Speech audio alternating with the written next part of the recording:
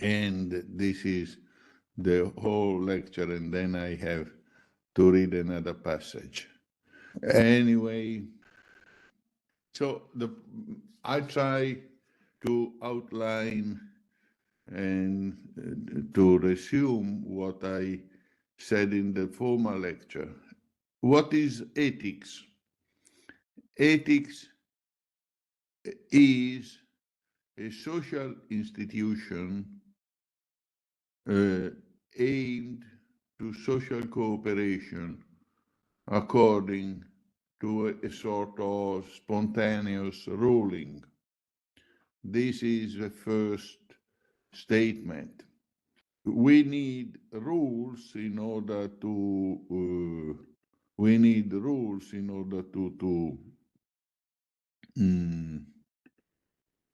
let's see,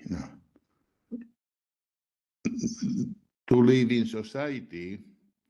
We need rules, and rules sometimes are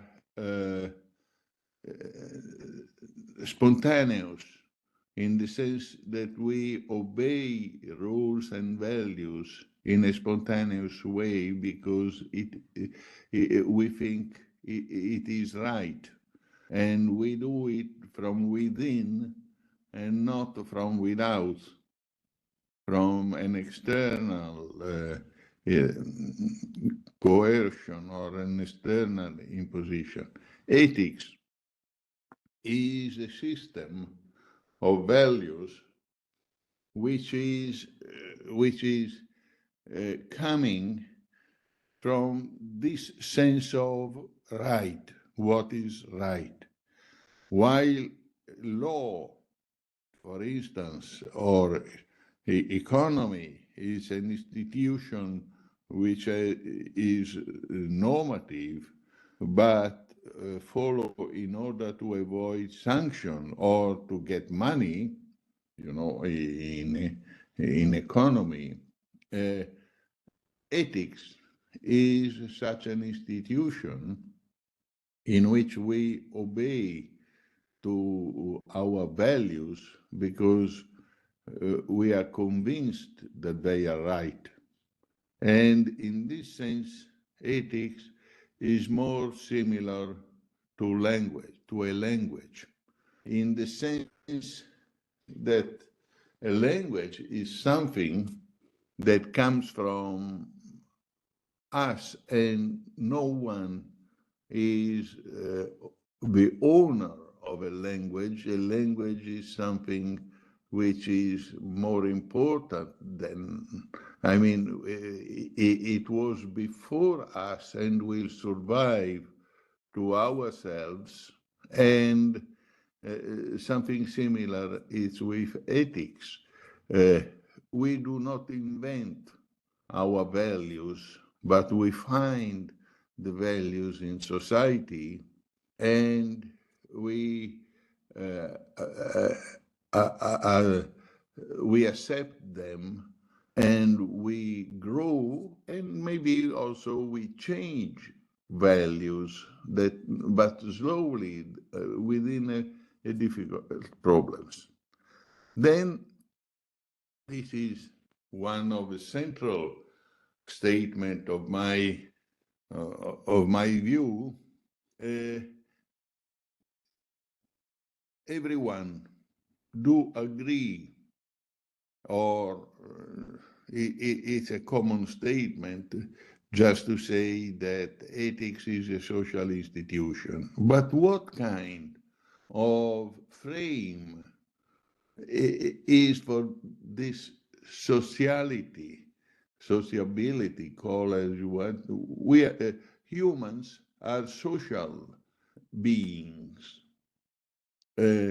because we live in societies now, because it wasn't like that. We live in society because society provides a lot of goods, because we like to live together, even if it is not easy to live together. We like it. Now we have two different kinds of moralities according to how we think that morality frames a society. And this is the two different kinds I try. We have a religious morality or a secular morality. That's, I think, it's one of the most important point that we have to keep in mind. Now, you are quite many, and I don't know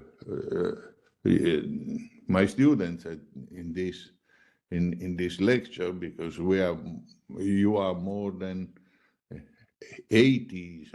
I've seen maybe 100. I know that you are coming from all over the world, and so it is certainly something complicated to teach to so many people coming from different different parts of life, different cultures. But in general, I should say, if you have something to ask, please put a sign on the or interrupt me. I have the scheme, and then we can interact, and you can ask if something that I'm saying is not clear enough. But the point is, what morality up to now, up to recent times, was was connected to religious and dependent on religion. Here I have to make clear what I mean with a religion. A religion is a doctrine mainly, which is a doctrine which is wait a minute that I prepare. Okay, it's a doctrine that has some tenets, and the main tenet is that God, I mean, there is a transcendence. Something is transcendent to something else. It's superior. Transcendent means goes beyond other things. So what is ruling the values is, let's say, is God. And God is an absolute, which is, according to the Greek conception, because this is something which is eternal, or it doesn't change, and is lasting forever. Now, if there is a transcendent, we have another life, a different and superior life in the world, and this means that we live in this life in order to reach the eternal life. This is the outline of a religious morality. Morality, in a sense, is the stair to go so that in living in this world we can reach the other world and the other life. And since God is absolute, there is absolute duties that means a duty is absolute when it doesn't admit exception. That is the idea here now. Again, here I'm talking about this issue. And this is morality is framed on these general views. I don't know whether this is my problem now. I explain to the students coming from the East because what I'm trying to explain is a sort of Western religious morality. In the West, and I mean, uh,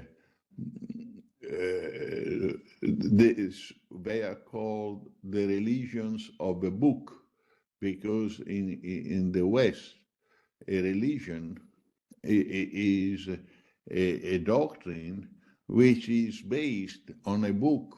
It might be the Bible, the Old or New Testament, or it might be the Quran, but in any case, there is a book, and in some sense, there is a revelation. God revealed itself or oneself, himself.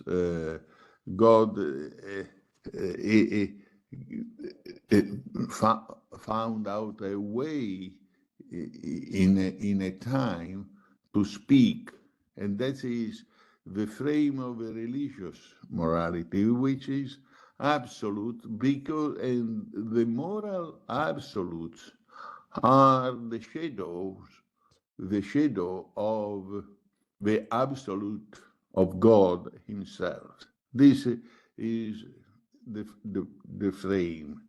Now, we have, on the other hand, a new sort of morality, which is a secular morality. For the secular morality, there is no transcendence. There is only history and ever-changing history. Uh, there are no absolutes, but only prima facie duties. And what is important is to increase the quality of life and self-realization of people. Uh, while in a religious structure of ethics, the important is to reach the other life. In the secular morality, there is no other life, and what is important is to reach the goals within the life that we live. And this is a great divide in morality because it is the first time in history that that we are thinking of a secular morality. This is due to the problem, to the social phenomena, to the social process, which is called secularization. As I said the other time, in the other lecture, secularization is the disenchantment of the world, and secularization is a byproduct of a scientific process. That is the major idea. Now, for the first time in history, so many secularization it's become something great. I mean, a social phenomenon. Uh, According to the Handbook of Atheism, there are more than 800 million people who are secularized in the sense that they do not believe in a God, in a transcendent, in something transcendent. This is the major change that we are having in morality nowadays. That's is an important statement. We have two different kinds of framing society. Uh, Society can be framed according to a religious way of life or to a secular way of life. And I think this is that some of the troubles that we live in these days, in our epoch, it is dependent on this clash between the two different the two different frame of moralities. For example, the wars, that many wars that are going on in these days have a sort of religious reason, and it's a clash in between two different ways of um, religious orders. This is the one problem. How can we see it? Because, and this is the other idea, because uh, choosing between a religious or a secular morality is a grand choice because it is leading to two different dominant models or two ways of thinking. And now I change, I take out this scheme and I show another one, and I here, and I read you, and then if you want, I send this new page. Here it is. Now, what I'm saying is that the distinction between a religious morality and a secular morality. Oh, secular morality is rational. This is this is one of the distinction very important. When we say why something is right, uh, you can give uh, two different reasons of kind of reason. The first one is to say this is good or this is right because God said it in some way, or because this is leading to the afterlife, to the eternal.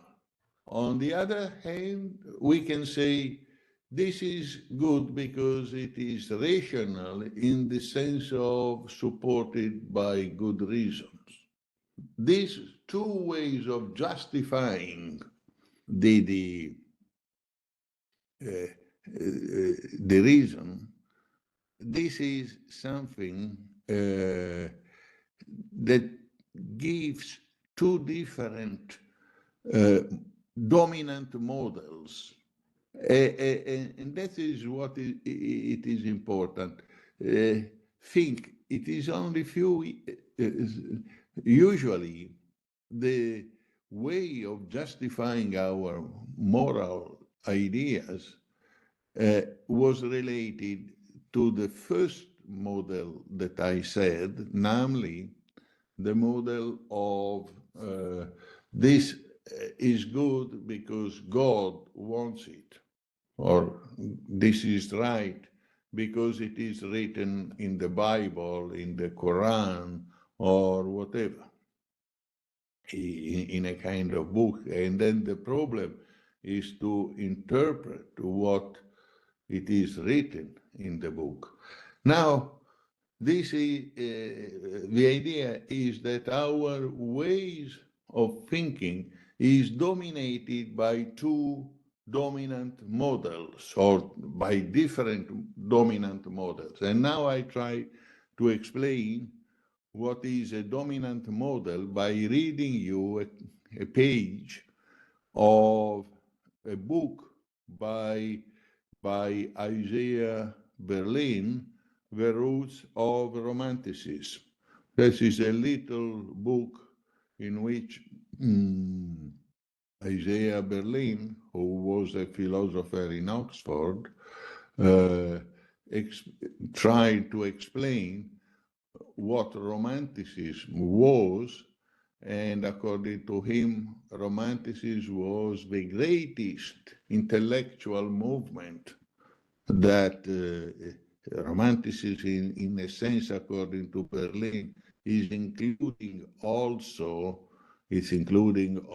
enlightenment, I would say, because for Berlin, Romanticism starts in the middle of 18th century, so not in the 19th century as we usually think, but much earlier. In any case, Romanticism says the history not only of thought, but of consciousness, opinion, action too, of morals, politics, aesthetics, is to a large degree a history of dominant models. Whenever you look at any particular civilization, you will find that its most characteristic writings and other cultural products reflect a particular pattern of life, which those who are responsible for these writings or paint these paintings or produce these particular pieces of music are dominated by. And in order to identify a civilization, in order to explain what kind of civilization it is, in order to understand the world in which men of this sort thought and felt and acted, it is important to try, so far as possible, to isolate the dominant pattern which that culture obeys.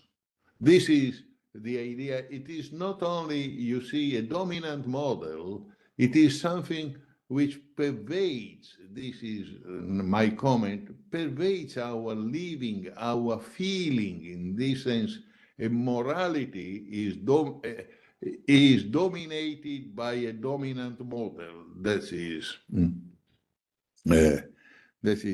now. Now, here it is what is important. That is the idea of dominant model. Consider, for instance, Greek philosophy or Greek literature or of a classical age. If you read, say, the philosophy of Plato, you will find that he is dominated by a geometrical or mathematical model. It is clear that his thought operates on lines which are conditioned by the idea that there are certain axiomatic truths from which it is possible by severe logic to deduce certain absolute infallible conclusions. That it is possible to attain to this kind of absolute wisdom by a special method which he recommends. That there is such a thing as absolute knowledge to be obtained in the world. And if only we can attain to this absolute knowledge, of which geometry, indeed mathematics in general, is the nearest example, the most perfect paradigm we can organize our lives in terms of this knowledge, in terms of this truth, once for all, in a static matter, needing no further change, and when all suffering, and then all suffering, all doubts, all ignorance, all forms of human vice and folly can be expected to disappear from the earth. This is the idea of Plato. And even if there is no, this is my comment now, I'm commenting on this, on the passage I read. If you see, according to Plato, there is an absolute knowledge. In this sense, the Plato's thinking is religious in the sense that I try to describe. In the sense that there is something absolute, there is a truth which is transcendent, history in everlasting and not changing. Now, this is the dominant model of a Greek culture. Let's look at another example, a parallel culture, that of the Bible, that of the Jews at a comparable period. We'll find a totally different model dominating, a totally different set of ideas which would have been unintelligible to the Greeks. The notion from which both Judaism and Christianity to a large degree sprang is the notion of family life, of relations of father and son, perhaps the relations of members of a tribe to one another. Such fundamental relationships, in terms of which nature and life are explained, as the love of children for their father, the brotherhood of man, forgiveness, commands issued by a superior to an inferior, the sense of duty, transgression, sin, and therefore the need to atone for it, this whole complex of qualities in terms of which the whole of the universe is explained by those who created the Bible and by those who were to a large extent influenced by it, would have been totally unintelligible to the Greeks. Consider a perfectly familiar psalm where the psalmist says that when Israel went out of Egypt, the sea saw it and fled. Jordan was driven back. The mountains escaped like rams, and the little hills like lambs. And the earth is ordered to tremble at the presence of the Lord. This would be totally unintelligible to Plato or to Aristotle, because the whole notion of a world which reacts personally to the order of the Lord, the idea that all relationships, both animate and inanimate, must be interpreted in terms of the relation of human beings, at any rate in terms of the relations of personality, of personalities, in one case divine, in the other case human, is very remote from the Greek conception of what a God was and what his relations were to mankind. Hence, the absence among the Greeks of a notion of obligation, hence the absence of a notion of duty, which is so difficult for people to grasp who read the Greek thought through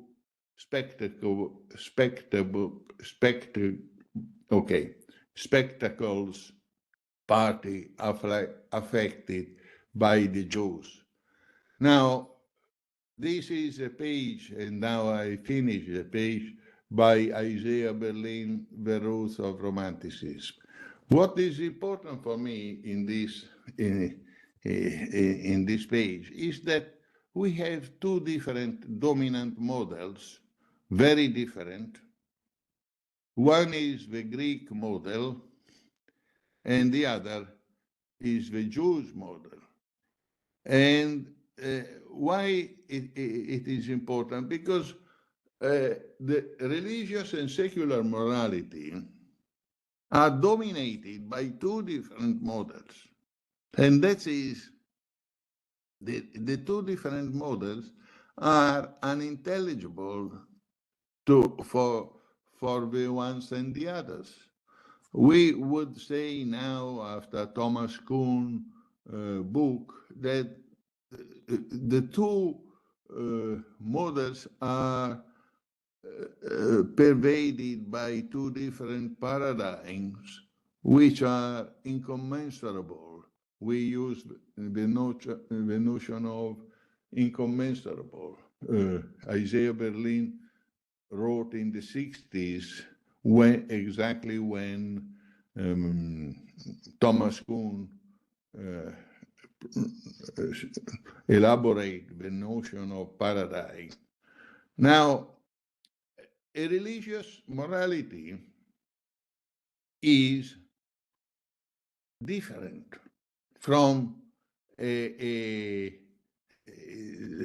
is different from a secular morality. That is the problem. And they are two different paradigms that are incommensurable. Now, the problem that I pose, and this is coming now to our issue of artificial intelligence, is this incommensurability or this unintelligibility of the two ways of thinking is only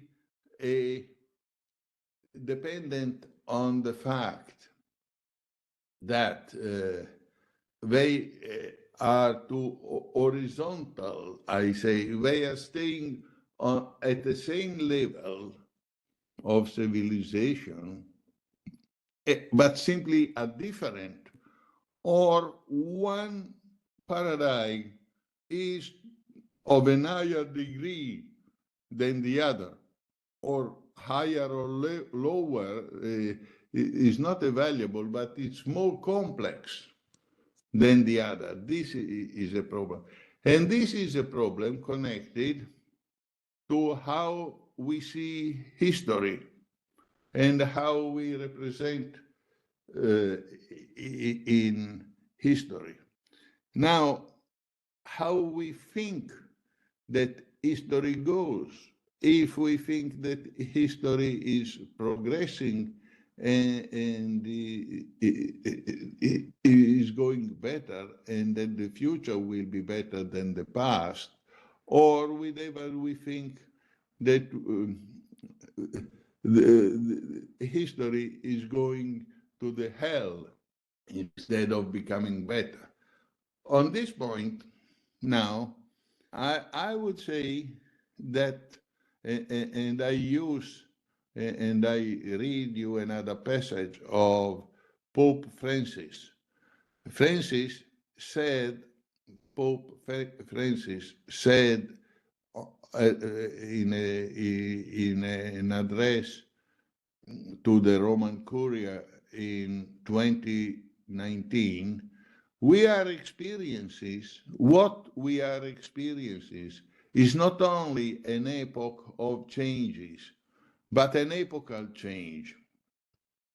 we find ourselves living at a time when change is no longer linear, but epochal. We have a change of epoch.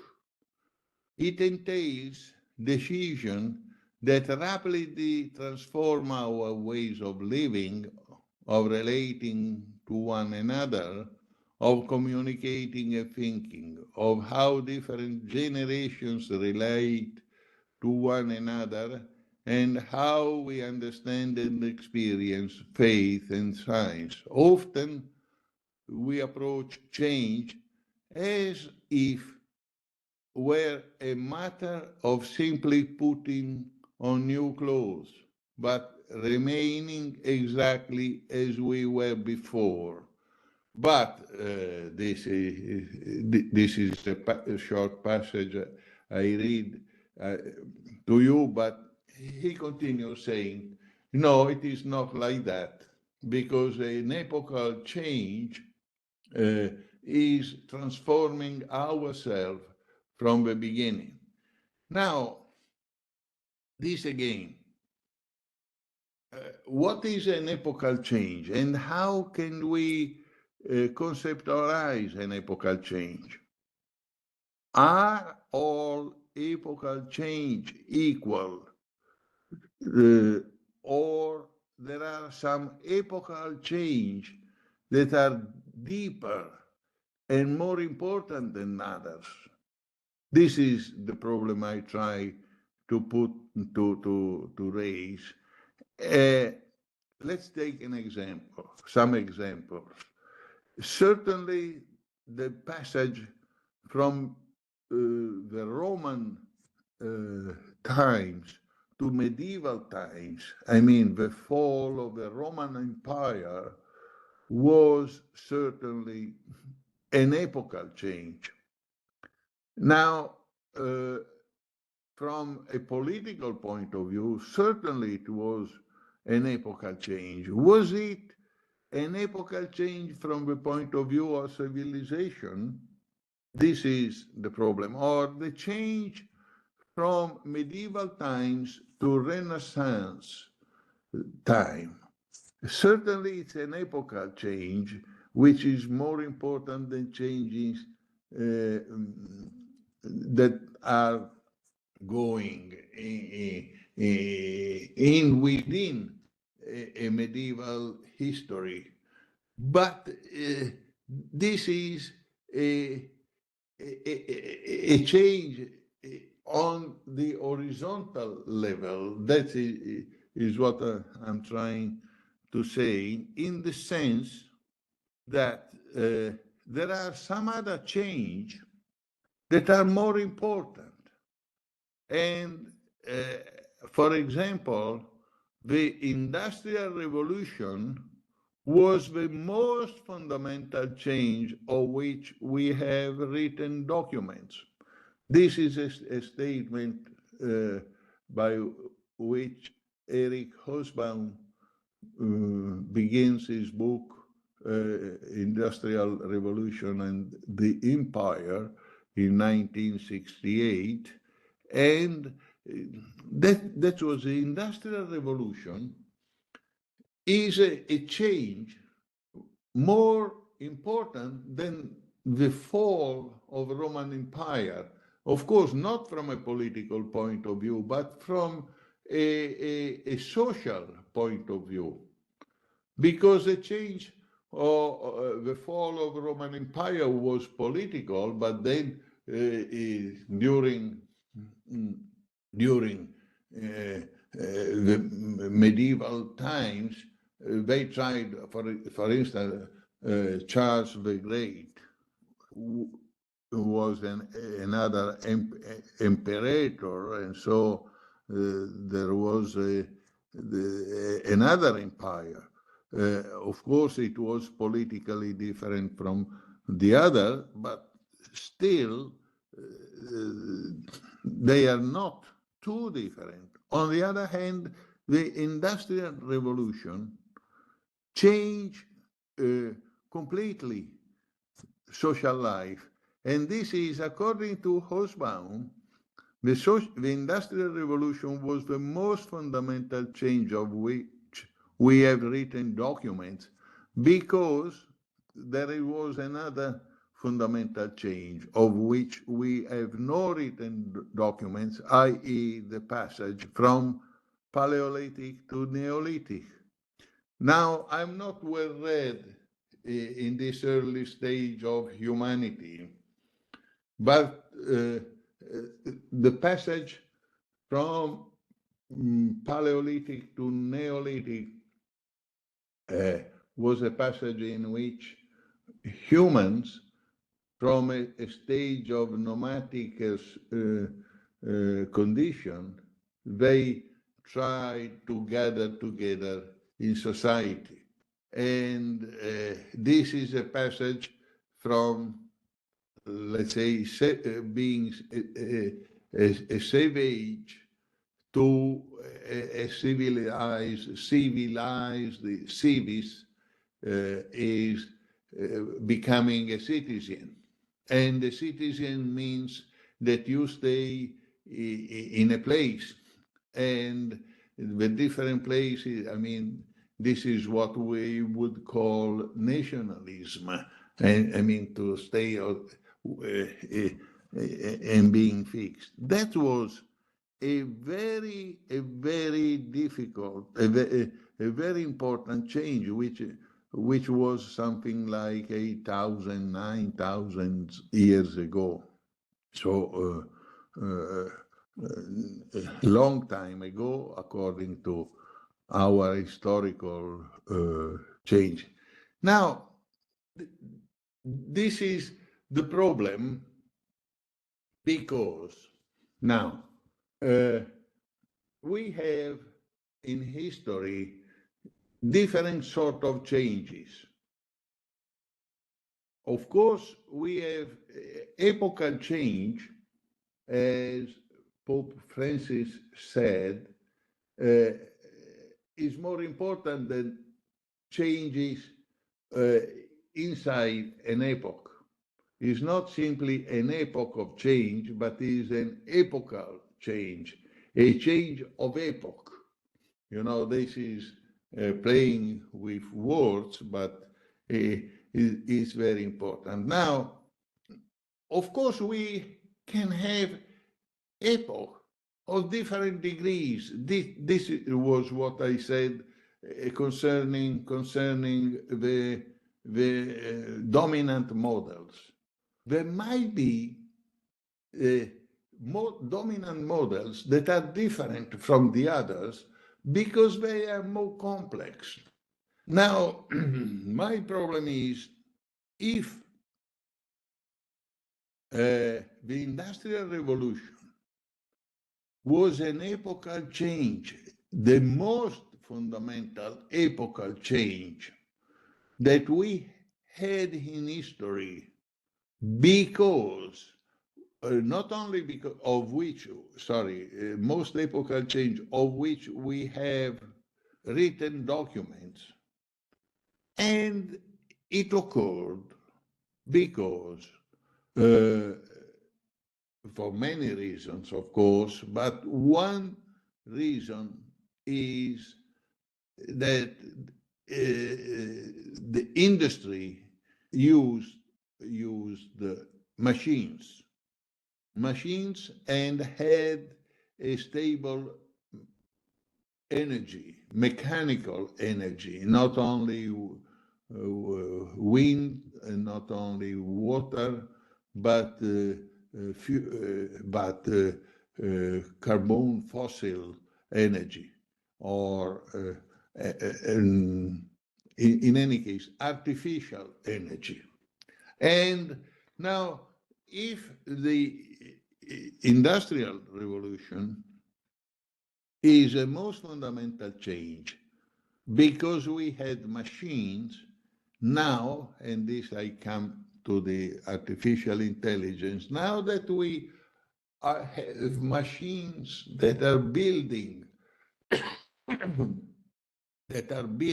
machines themselves, I think that artificial intelligence is a further step of civilization. It is an epochal change of a higher degree in respect to a normal epochal change. It is something much greater than a change from medieval times to Renaissance. That is what artificial intelligence is leading to. And this, and now we come to the ethical conclusion, and I finish my lecture. The ethical conclusion is that humans possibly are not equal, or at least this is once again the problem we have to face, and this is the clash between the religious morality and the secular morality, because according to a religious morality, humans have been, in a sense, created by God, and there is a immutable, a stable human nature. And this is dependent once again on absolutes that are unchangeable. And so humans are always fixed and stable, and they do not change. On the other hand, according to the other way of looking at human nature can be modified, can be better, can ameliorate, can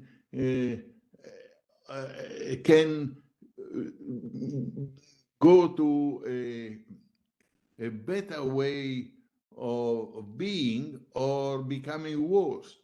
And this is the problem. The building of machines and the help, this is the Industrial Revolution, did humans better or worse? This is a problem that we can see in the last 200 years, because this is a problem of the future. If machines had made humans better, then machines building machines can change humanity within in order to make something better again, or in making something worse. This is the problem that we have with AI ethics and AI ethics, that I think this is the problem. Will the having artificial intelligence will change the criteria of our ethical judgment, because possibly the new way of interacting with machines will change deeply ourselves. And this is the general idea. I don't know how artificial intelligence ethics will be, but I am sure it will be different from the ethics that we have now. It is like having a higher degree of language, another way of communicating.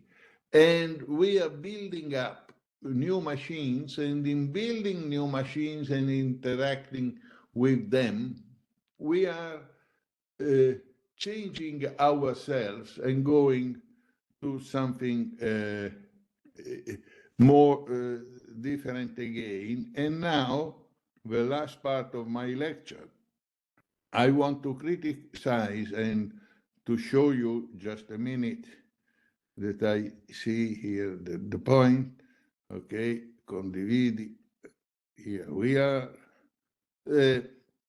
I want to read you the last part where Rome called for AI ethics. As you know, in December, in February, in February 28th of 2020, in Rome, there was a congress, a great congress of the Pontifical Academy for Life, in which was approved the Rome Call for AI Ethics, which is one of, of important documents concerning artificial intelligence ethics.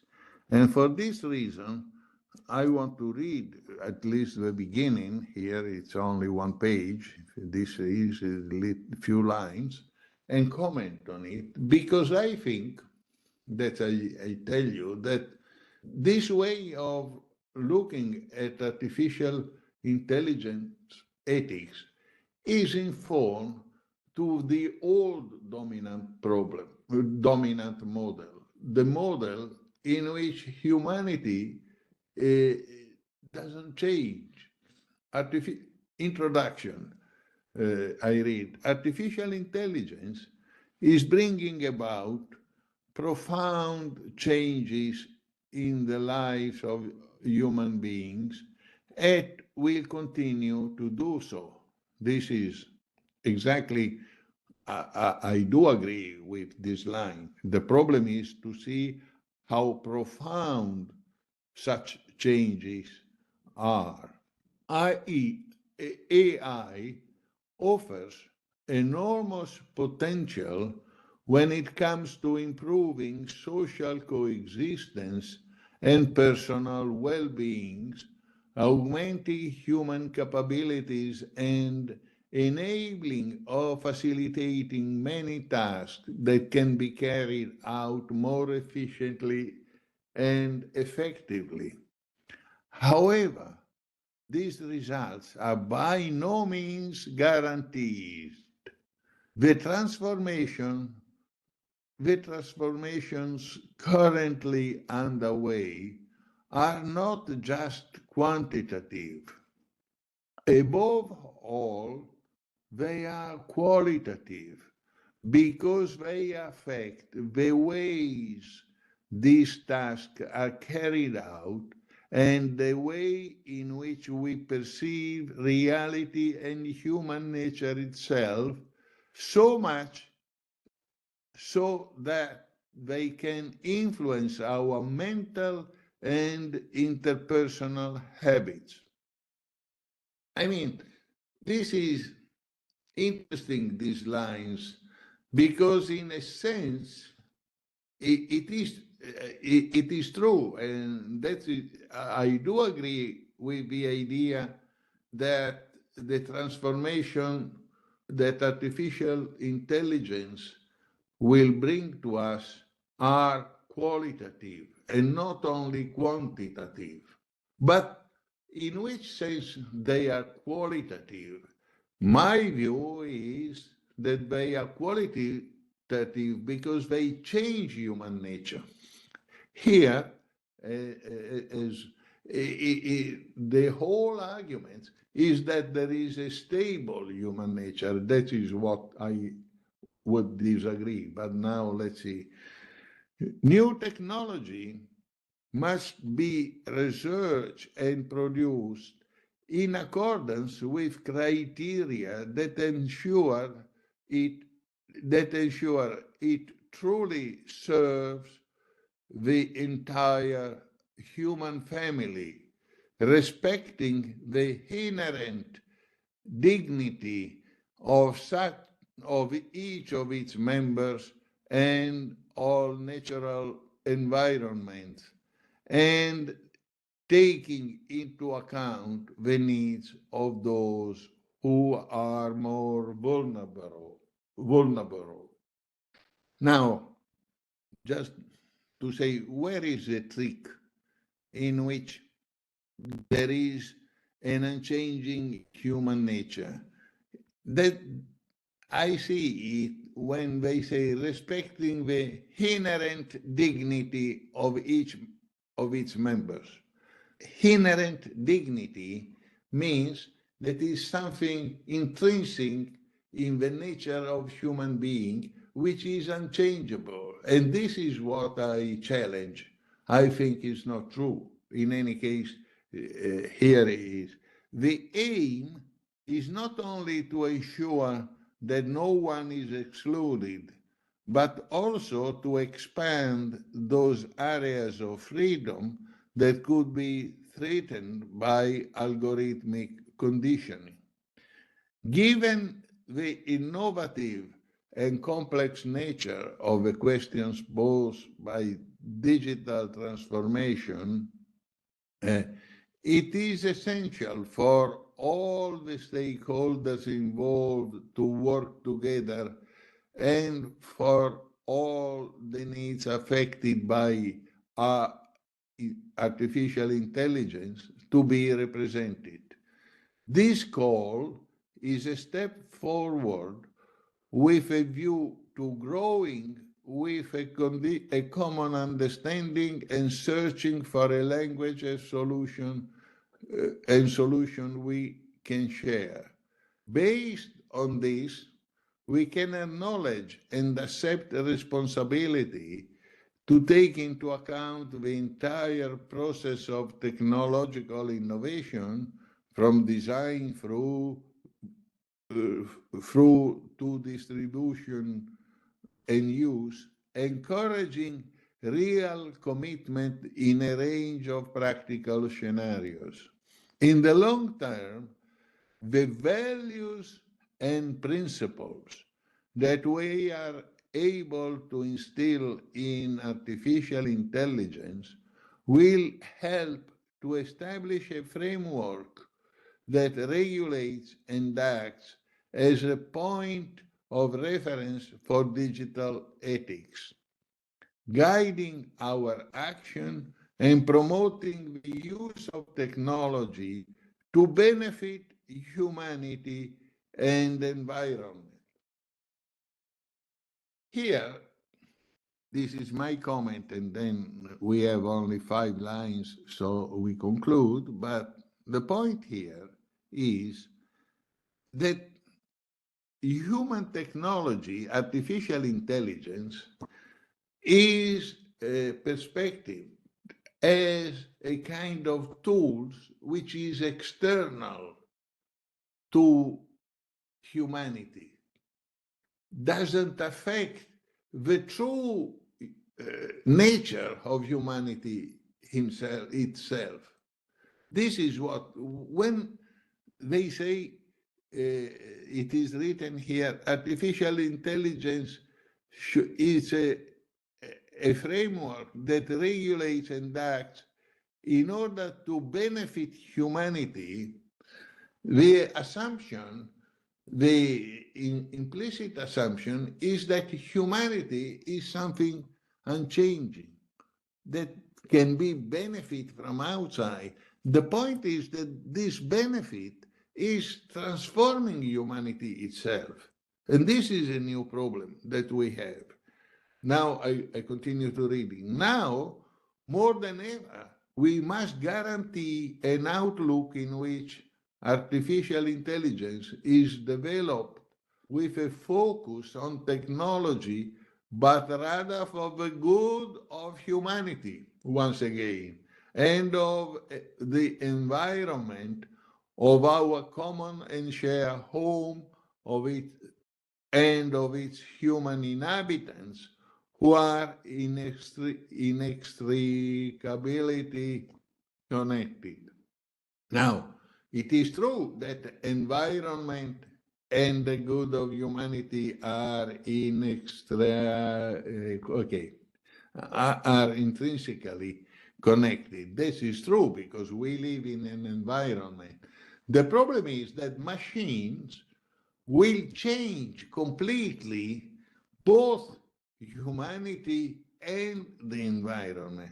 This is the new problem, and the new dominant model in which we enter in looking at an ethics, it is changed by technology.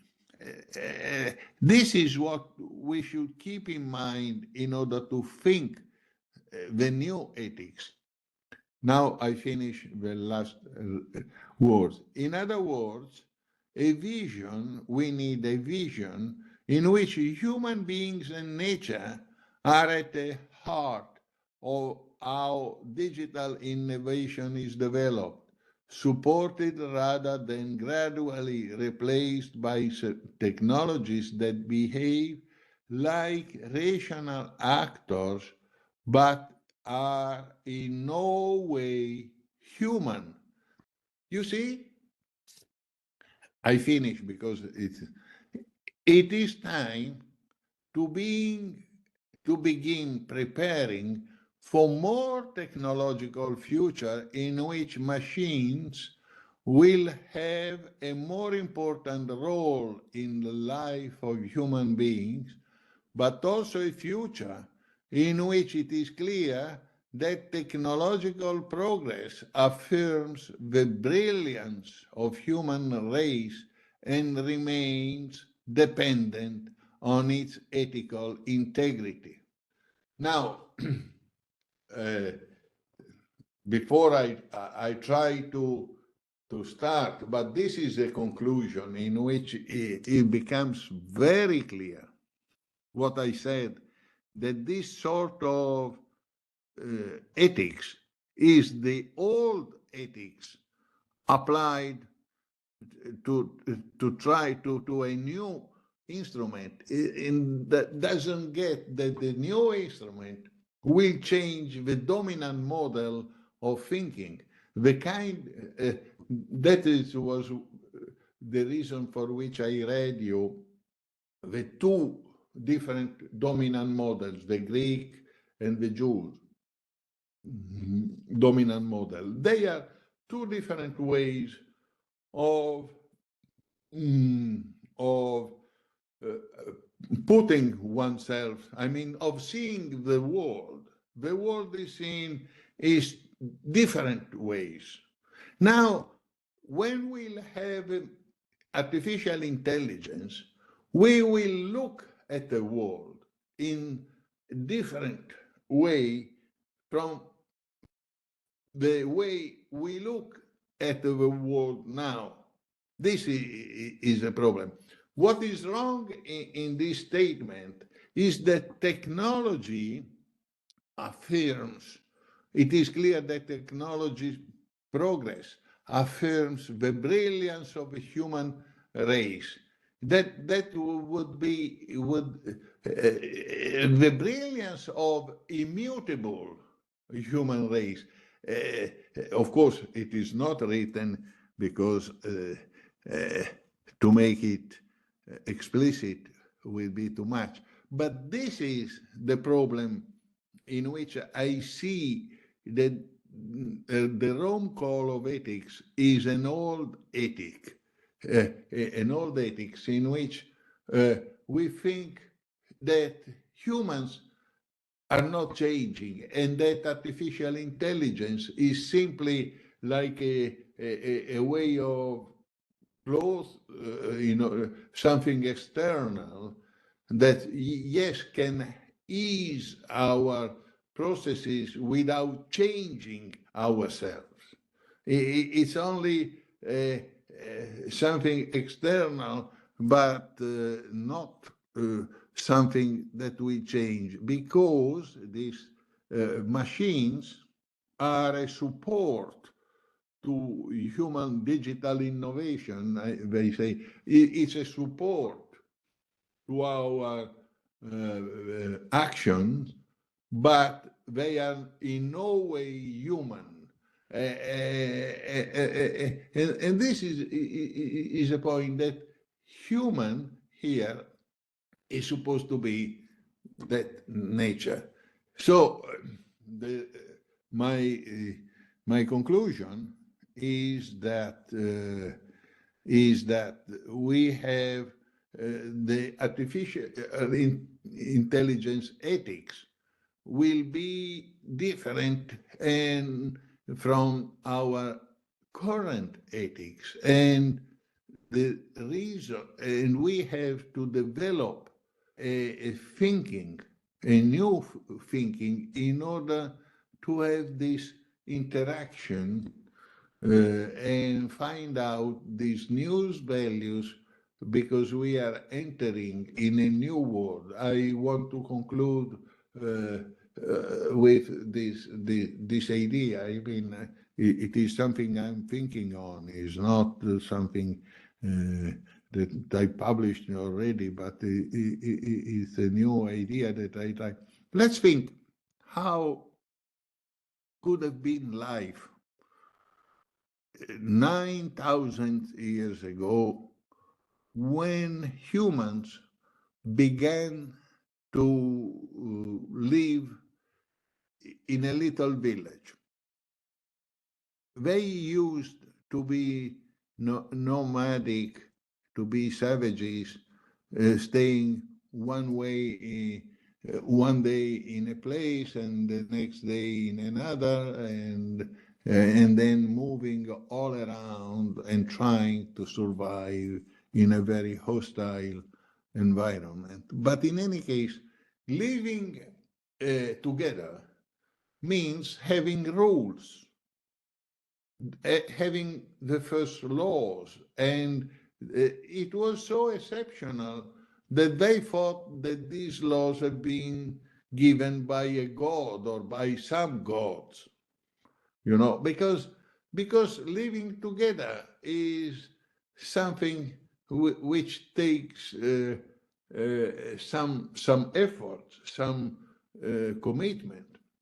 Now, if you live as a savage, just open inland, and I think that at the time many people said, well, it's much better to live as a savage and to live as a citizen, the first citizen.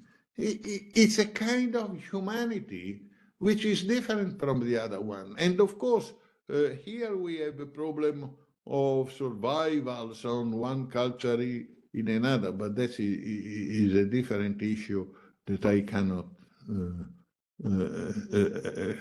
cannot discuss here.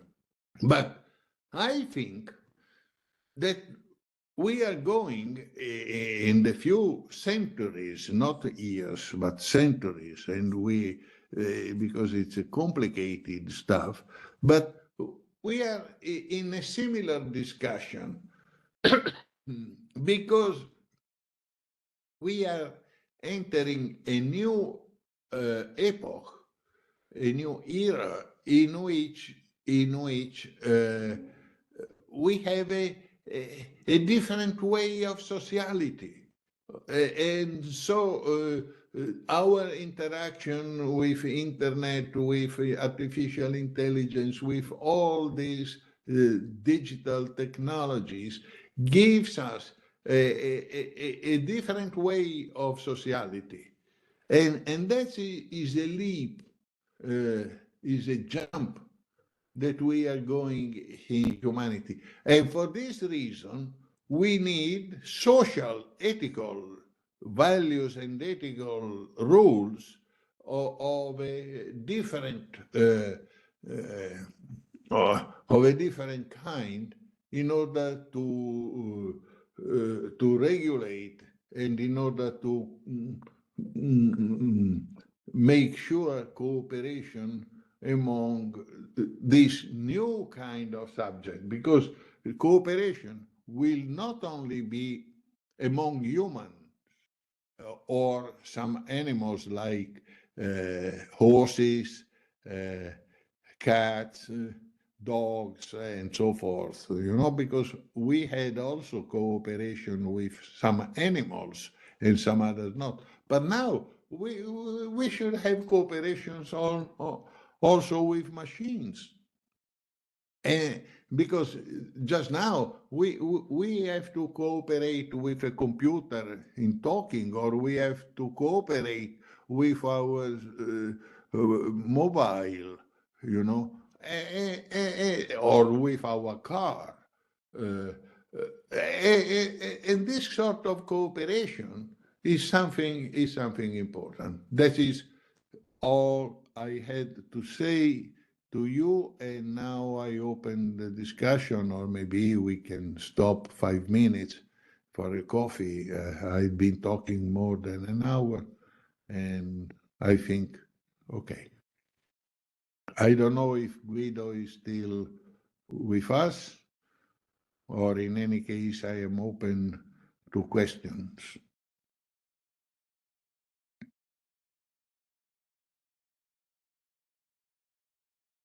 Hello? Is someone there? No. Ermelinda del Buono. Sorry, I didn't hear, I don't hear you. If you can speak louder.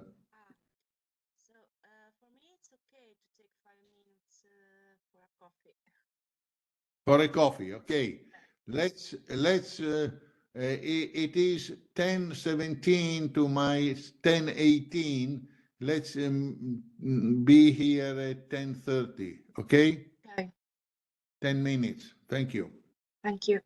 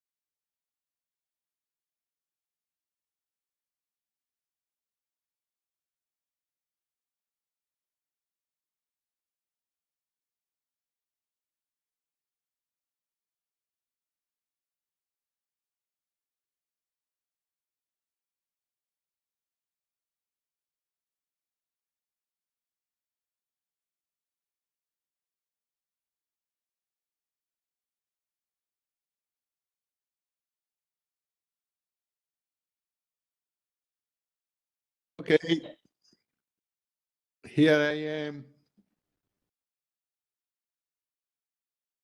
I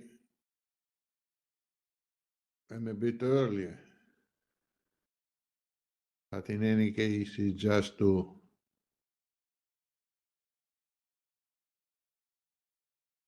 be here. In the meantime, I had been thinking to some examples because possibly my lecture was too abstract and inside in some problems that I am thinking of. And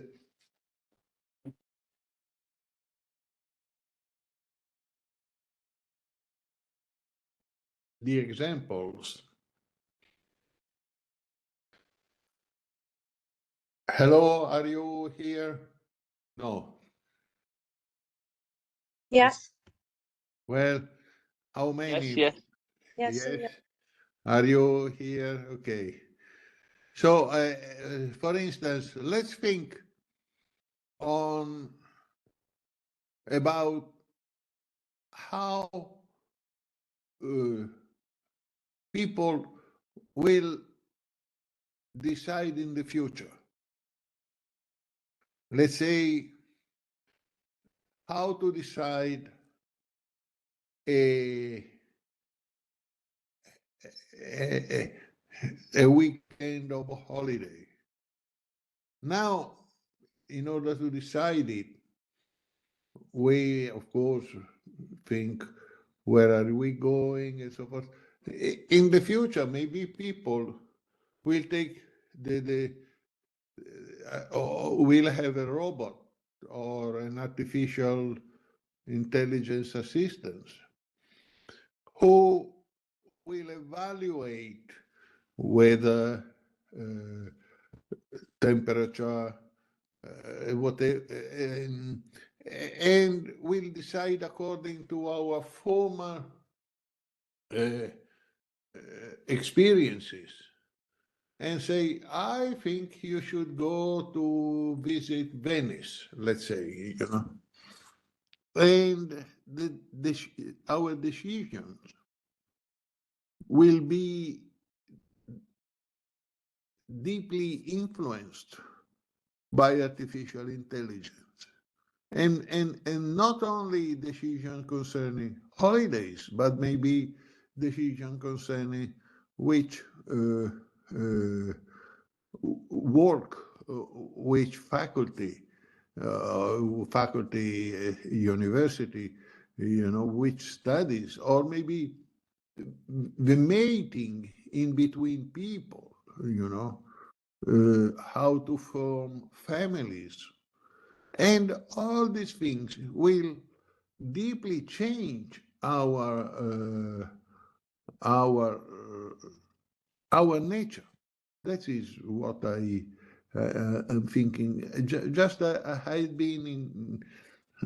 I got a coffee. Maybe a coffee influenced my neurons, but I said, let's take an example concerning what I mean when human nature will change, because our deep decisions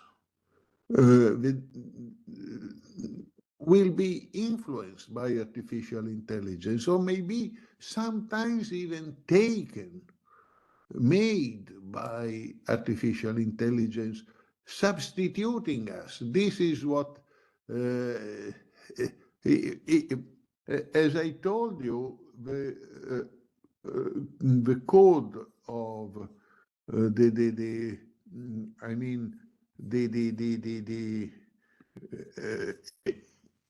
I share again, but the Rome ethics says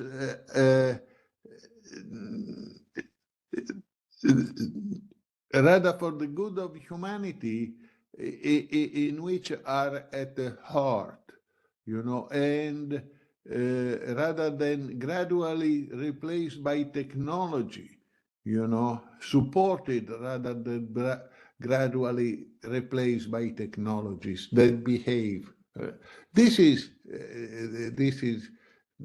what I'm not sure.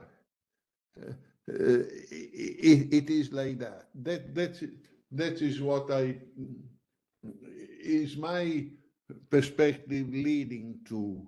And so I'm open to to to accept big changes.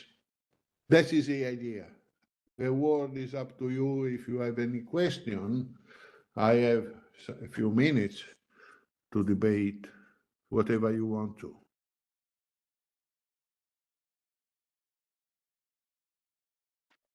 Hello, Professor. Hello?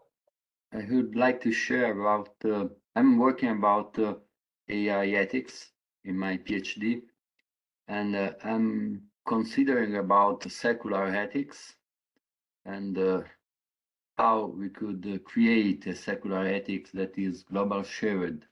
You have told that 800 million is going in secularization, yeah? And Yes.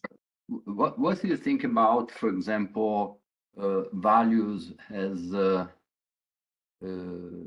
sustainable development goals, for example, to like values that could be globally shared, or go in a direction that is to tackle, yeah, the well-being of the people and the environment, yeah, something that is shared, and so AI could go in that direction, for example. I don't know. It's a idea that I'm working around. Yeah. I would like to have a feedback from you. Okay, thank you. Now let's make a point. Environment as such has no feeling. I mean, up to now, and this is a big share, which is the source of value, the spring of value? Who is able, when you say, what is a value? A value is a good, and in order to have a good, you must have a feeling of appreciation. And bad is a feeling of disgust, of rejection. Okay? So, good, as Shakespeare said, there is no good and bad, but thinking makes it so. For Shakespeare is thinking, I would say feeling make it so, not thinking only. Now, of course, good is good for animals, even non-human animals, humans and not humans, who have the capacity of feeling. Now, this is a difficult question because one can say mosquitoes or crops, vegetables have feelings or not. This is the problem. Whether this is a problem about the environment, because environment as such is an equilibrium of many different things. But what is important is subjects who are able of feelings. And this is a problem also with machines, artificial intelligence. If computer of future generations will be able to have kind of feelings. That this is the problem of environment, because I think that the environment in itself has no value. Environment has not intrinsic values. environment as a instrumental values for animals able of feeling, able to feel something, to feel appreciation. Maybe I have used a wrong term. I mean, maybe not environment. I mean the, for example, Earth ecosystem that is composed by humans beings and animals. And you know that there are a lot of ethics approaches like deep ecology or Exactly, but I am critical of deep ecology. yeah. That was an idea. Deep ecology is a sort of natural law Yeah, ethics. yeah, an intrinsic value. Yeah, Exactly, but intrinsic values is not in nature in itself. Intrinsic values are in people and anything able to feel and have positive or negative reactions. yeah. I use anything because I think of higher animals and maybe future computer. I don't think that humans are the only species or that could say what is good or bad. I think that the development of the Earth, in billions of years, has an intrinsic value. Yeah, because we are just humans, a product of the development of the nature.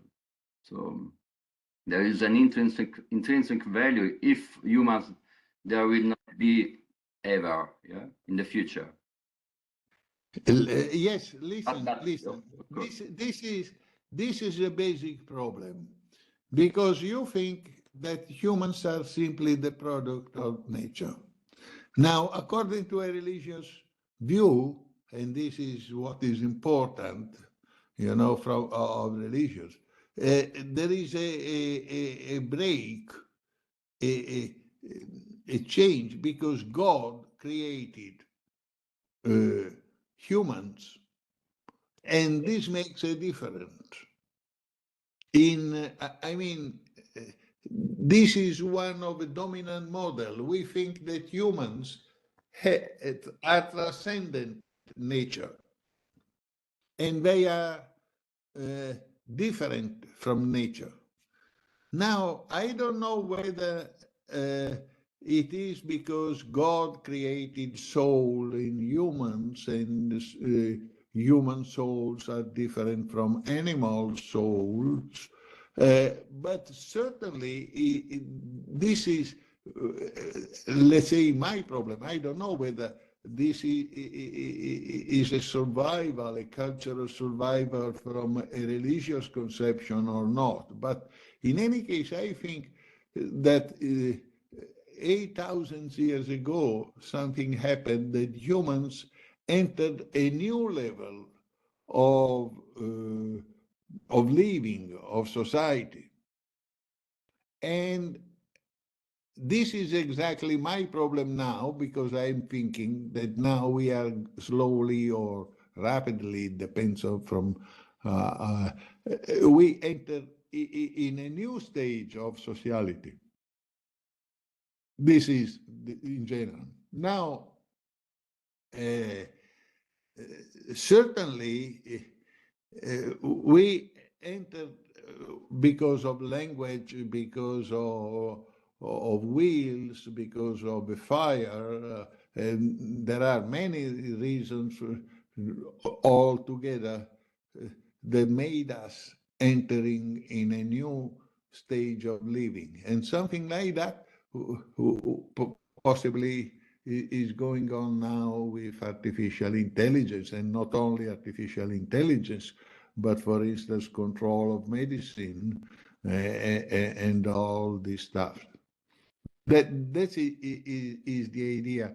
So environment is not environment as a whole, but we have to select within the environment is a kind of instrument within us. Of course, we have to study a lot the interaction inside in this idea, but that's it. I don't know whether Silvio, I try to answer, but my view is that environment as such has no intrinsic value. Yeah, it's very important to listen different point of view, because you know, if we have a secular, we have to go in a secular, no, approach where everybody could understand the point of view of the other. So it's very important what you say. I, on my opinion, I'm not think that humans are created by God, for example. And so No, I do agree. I'm secular too, and I'm proud to think. But this is still now the deep idea yeah, that we are yeah, going, because I think, and if I remember well, that was my former one of the point of my former lecture. What is now, what was very good, and this is, I think it is a progress in our ethics, is that when you have to justify something, you have to present good reasons and be rational. yes, And a religious justification could be given as a private justification if it is not damaging other people. I think that is not only my opinion, of course, but is the opinion of some other ethics approaches, that the object of ethics should not be only the human beings, but So absolutely should be all sentient beings. yeah, so maybe a good action is to save the planet, for example. Yeah. No, listen. This is a distinction. It should be for sentient beings, but sentient beings are not all beings. So, for instance, fuel, petrol, I mean coal, this is not sentient. That can be used. Yes, but for example, if we destroy the fuel, maybe we destroy the planet, we destroy the human beings. Yeah, it's something I think also the Francisco, the Pope, talk about laudate Deum, for example. Exactly. But Is it? this is another point. I think there is a confusion, but this is another Yeah. internal problem. It's not a problem of artificial intelligence, but anyway, I mean artificial intelligence is leading to that, because there is a point where the computer will become able to think by themselves and to feel by themselves or not. Is it? I have. Please, Sophie. Thank you. I was just wondering whether I should put my hand up. I didn't want to interrupt. But yes, I had a question about. I think I disagree with you a little bit.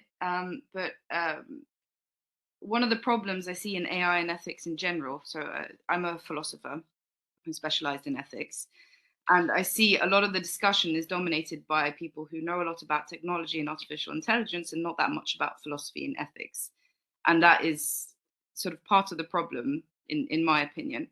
But I would disagree with you. I'm quite pessimistic of our future in many ways. And the reason for that is, firstly, whilst we have developed quite far, as you say, our brains haven't actually developed in time with how our society and technology is developed, and that causes a lot of problems for people today. You know, like anxiety, and a lot of our mental health issues are related to the fact that our human nature isn't fully adapted to live in the societies in the way we've shaped them. And without any doubt, the lives we live now would probably be a lot better than lives 9,000 years ago. So there has been a lot of positive progress, and a lot of that is due to technology. But the second and most important part of the argument, which worries me the most when it comes to AI, is that the growth isn't going to be the same as it's been in the past. Growth is exponential, meaning everything is going to happen a lot quicker. So we're not talking about generations of future people gradually adjusting and changing their lives to artificial intelligence. We're talking about all of us here in this Zoom meeting, where we're all going to in the future have to change and adapt to technology.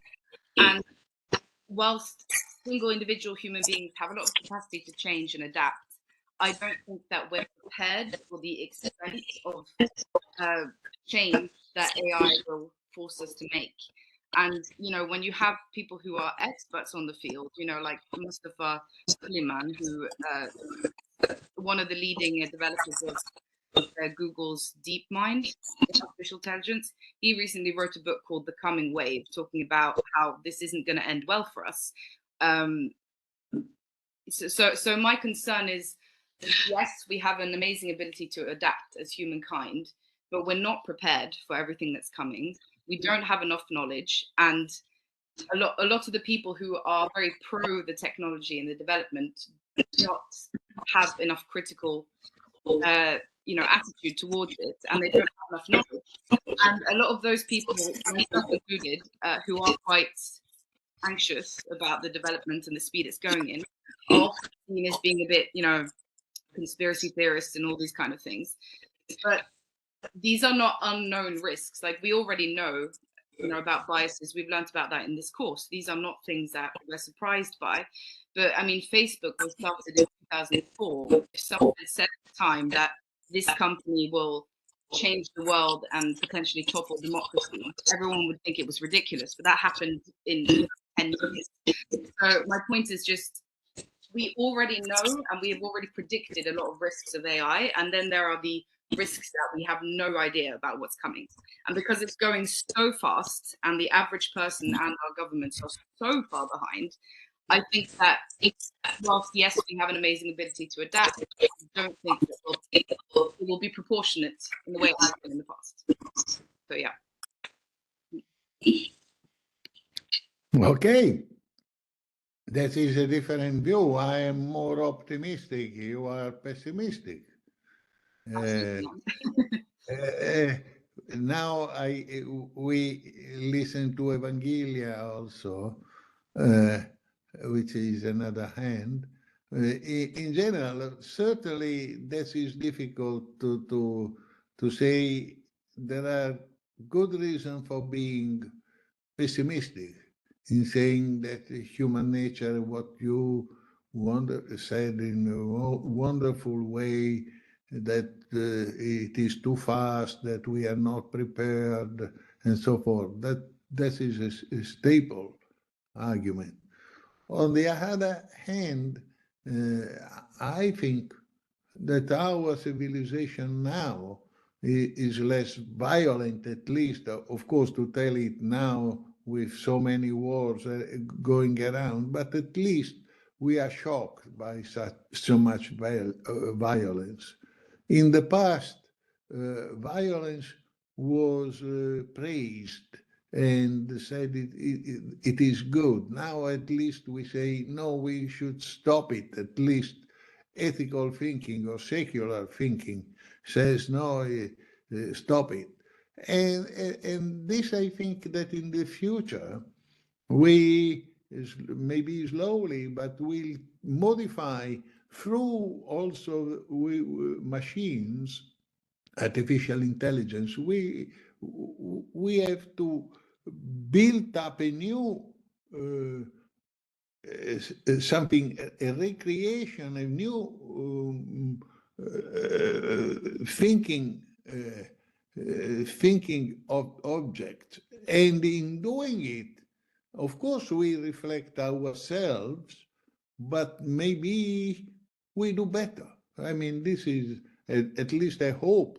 I might be idealistic. I appreciated very much what Silvio said before, that we have to try to understand each other, even if I know that is sometimes it is quite difficult. And my lecture, I took the idea of dominant models, which are unintelligible to each other. But in any case, Evangelia, please, you have the floor. I have the sense that there's an underlying sentiment to what. Sorry. Can you speak inside, because I Yeah, do. I'll try. Okay, now it's fine. I have a sense that there's an underlying sentiment to what Silvio said before regarding nature. I'm not sure whether, in my view, it's relevant if God created nature or not, because it is, I mean, our nature and nature in general is the result of millions of years of development.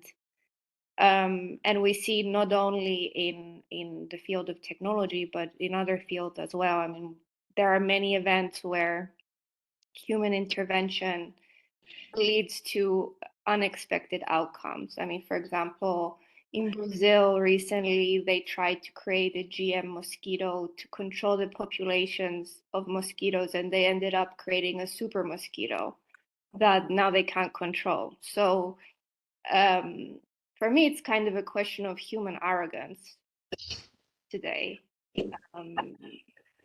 and not considering where we've been until now.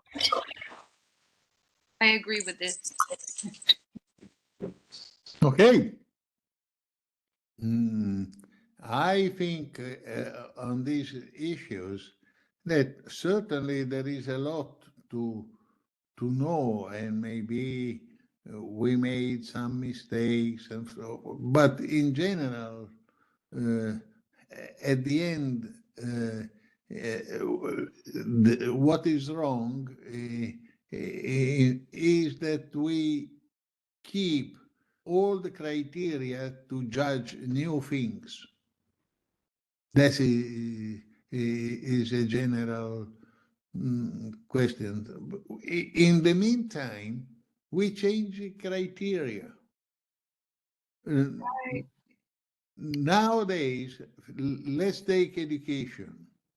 You know, all of you have been promoted in choosing what you think it was fitting to you, not your parents didn't impose you to do something or to choose a husband or a partner in life.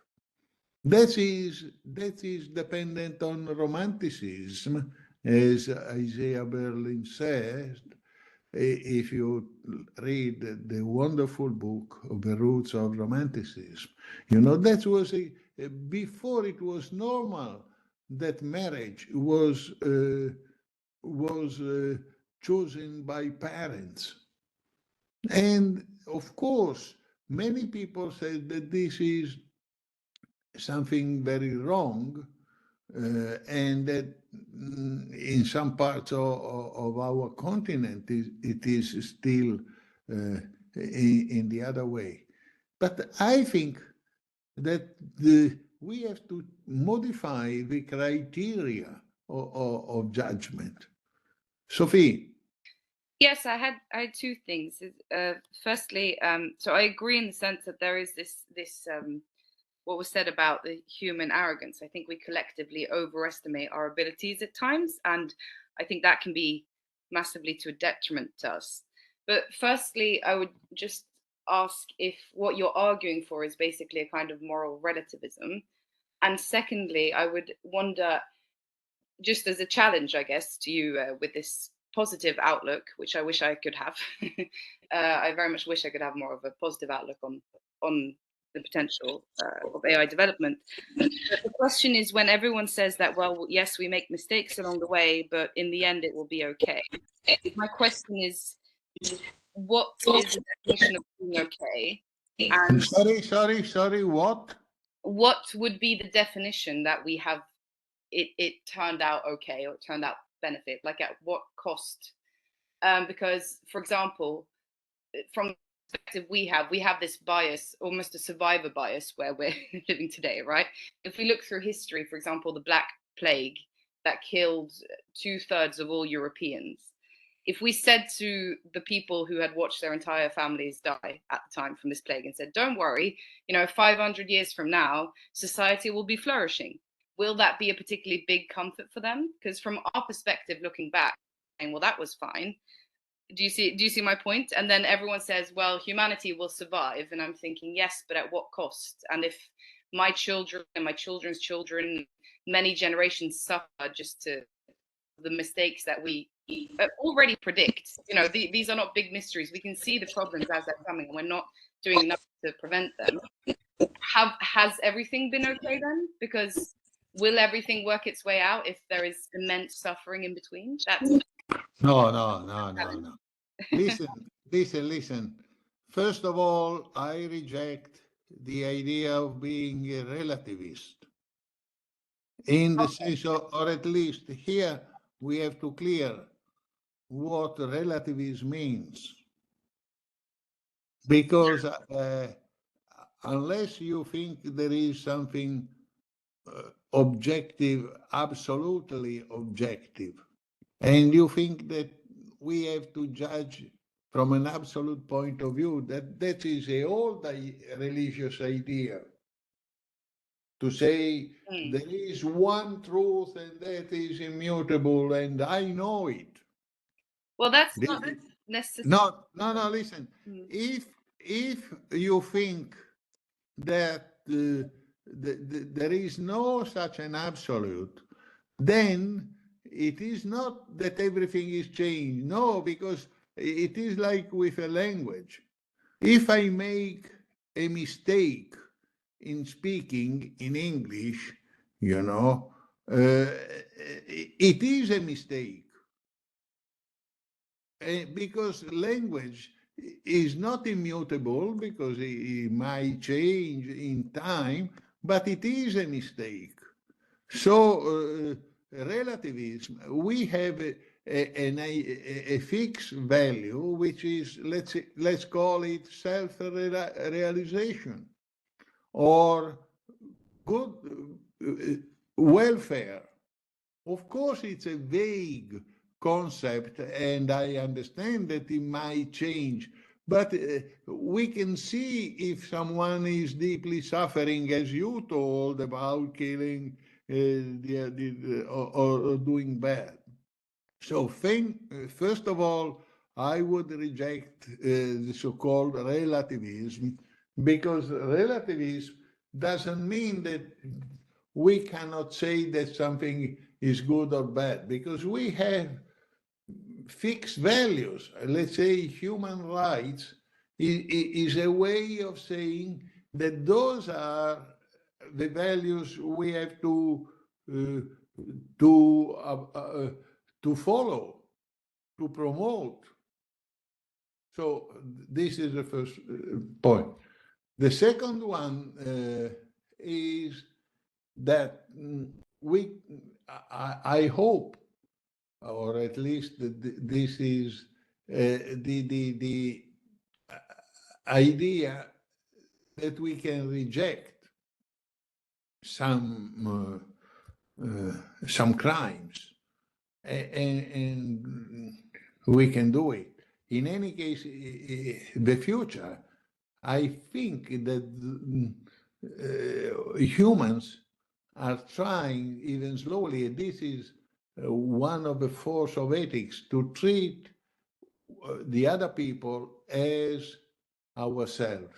And this is the idea of deepening socialization, and maybe we are entering in a world in which we are more interactive with each other. And this is one of the problems that we have, is the so-called problem of globalization, of moving so many people in the world that they are going all over, because that didn't occur in the past.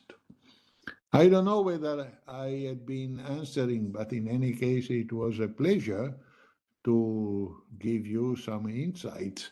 I hope I stated at least a couple of things, like the idea of secular ethics and religious ethics, that there are dominant models in our looking at the world. Of course, those sometimes are given and not chosen by us. But at least if we start to be critical, to be aware that they are a model and not the model, I think it's a little step to a wider reflection. Okay. Thank you. Thank you to you. I think time now is over. If you have one last question burning, otherwise, I am sure that Guido will continue to conduct. Okay? Thank you. Thank you. Ciao, ciao. Bye. Thanks, Maurizio. Thanks, everyone. Just to say, see you next week with the last lesson on a different topic, law, by Professor Giovanni Sartoro of University of Bologna. Okay. Bye, everyone. Ciao, Thank you, Maurizio. Guido. We'll be in touch later. Ciao. Ciao. Ciao, ciao.